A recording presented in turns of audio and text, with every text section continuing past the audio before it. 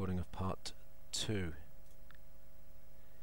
So it's part 2 of the Ultrabook News live review of the Acer S3. In this session, which is part 2, we're going to do boot test, standby test, some browsing, show you what apps are pre-installed, talk about battery life a little bit, and heat and noise, sort of initial impressions from me of what I've done, the work I've done over the last couple of days with it. Don't forget to like the video, and Ultrabook News is on Twitter and Facebook for you as well.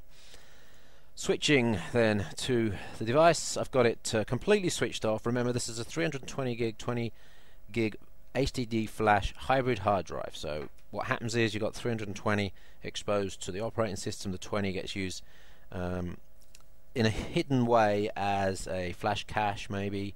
I think probably in the same way that the SD cards were used to speed up Windows 7 or Windows Vista, right? I'm not 100% sure how that works.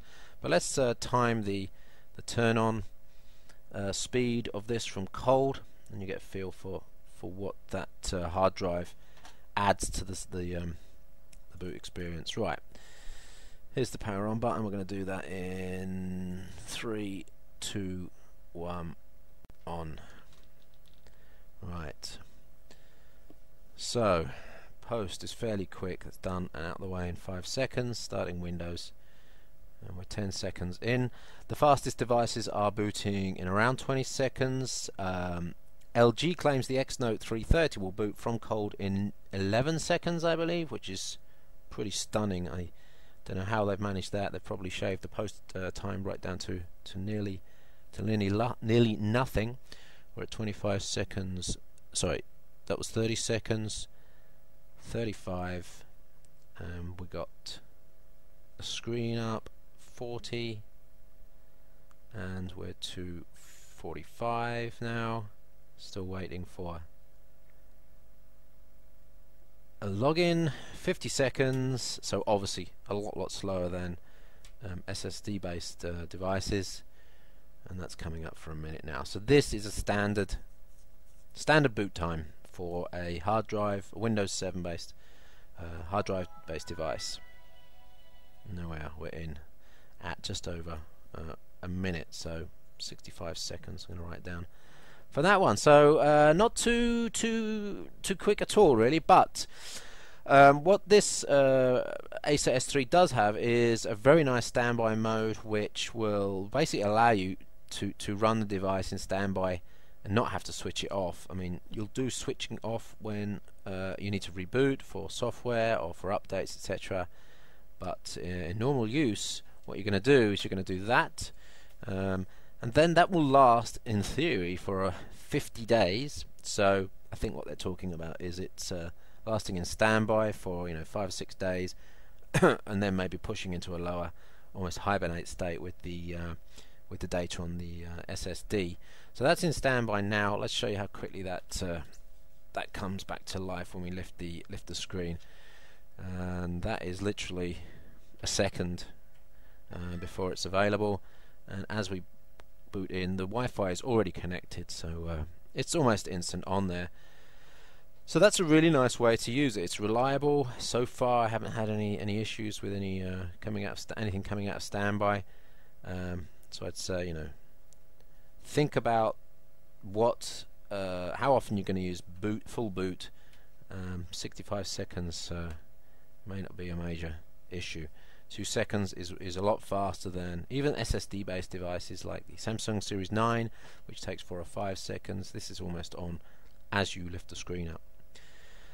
So give you an idea of what's running on the device. I've actually removed antivirus and a Norton Online backup system on this because I really wanted to get rid of those. I think it represents the way most people are going to go with their devices.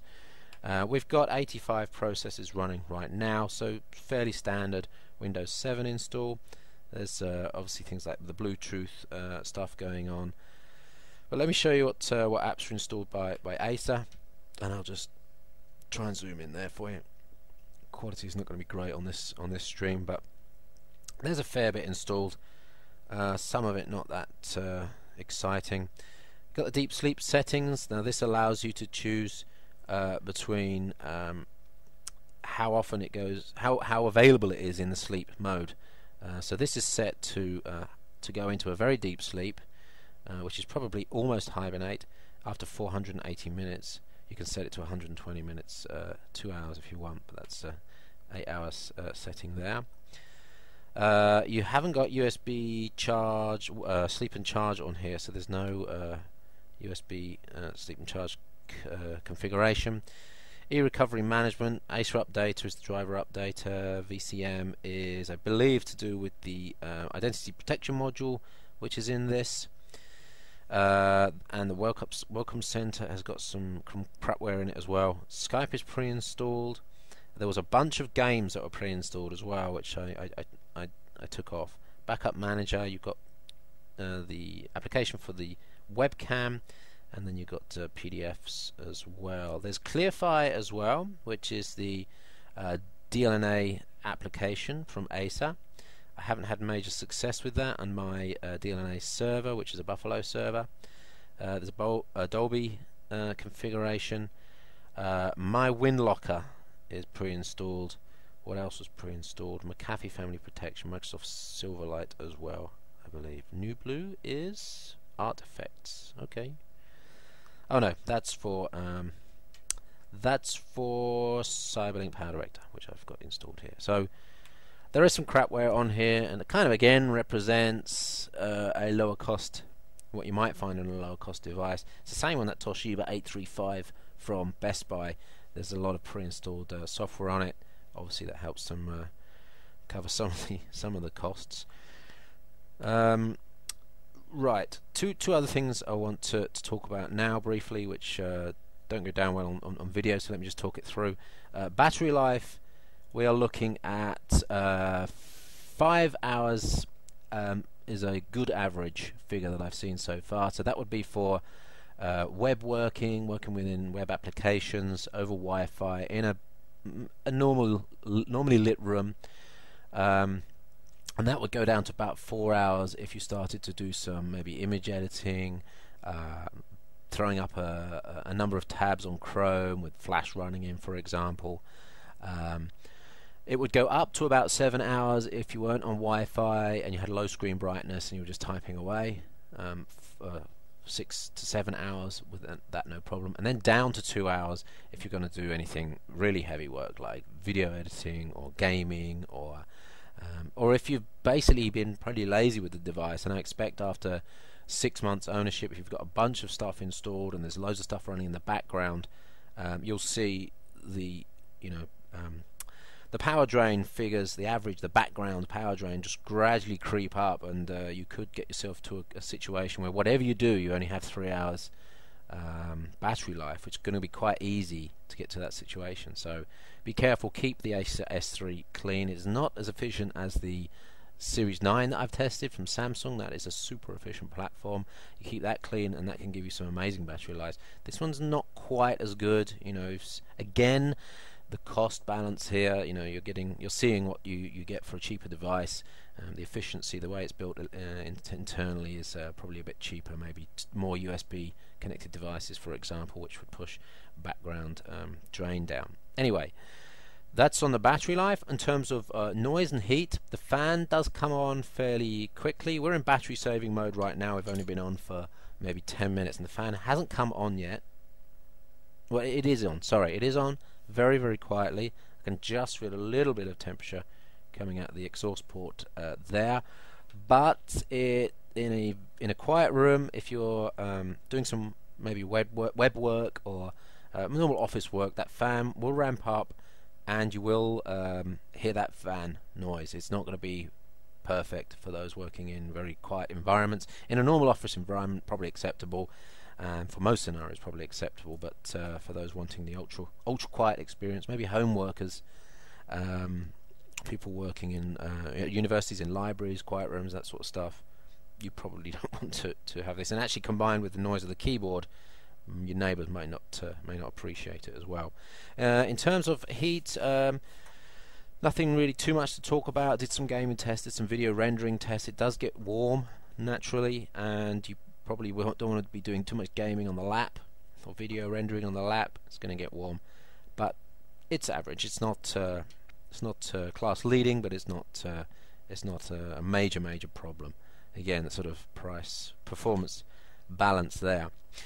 So what we'll do then in part 3, we'll cut that one there. In part 3, I want to show you some one thing we want to do on this part of the video is just quickly fire up the browser and give you some browser experience tests here. Okay, so let me just zoom in there, and we'll get Chrome up, and you'll see how quickly. Now we're working over a local network here.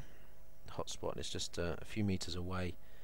Obviously Chrome starts extremely quickly. I'm going to go to news.google.com to pick out some random news items, and let's just pick out 1, 2, 3, 4, 5, 6. Okay, so I've got 20 megabit download speed here, and got some content loading there, some flash content maybe. So that's the Guardian loaded with its ads. Financial Times loaded there. CTV, whatever that is, Independent, Guardian, and Reuters. So flash is on, really no problem there running those five tabs, and you can go to 10, 20, 30 tabs. I'm pretty sure. I'm running 5-6 tabs, 3 of which might be applications, 3 of which might be sort of just basic websites, but I don't think you're going to hit any limits unless you're really running 50 tabs or more, which you probably shouldn't do anyway, really. So in terms of the web experience there, the Chrome experience, pretty good. I'm going to do one little test, which will be the SunSpider test. Get the JavaScript benchmark. We're in battery saving right now, so I'm going to go out of battery saving. That was the other button that I was looking for, the direct button for energy saving or power mode, and you haven't got that on here, so you have to go into the traditional method of setting the power options manually, which takes a little bit of time maybe.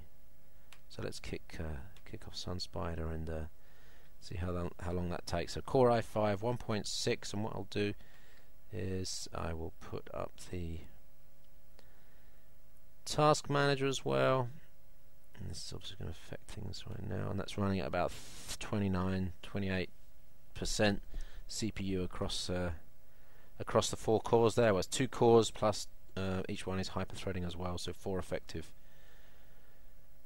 4 cores. That's done pretty quickly, and that's done in 393 milliseconds, which is well, anything below 500 milliseconds is really good, and shaving 100 milliseconds each time off 500 milliseconds is something you'll never really notice in browsing because of all the other things that go on as well.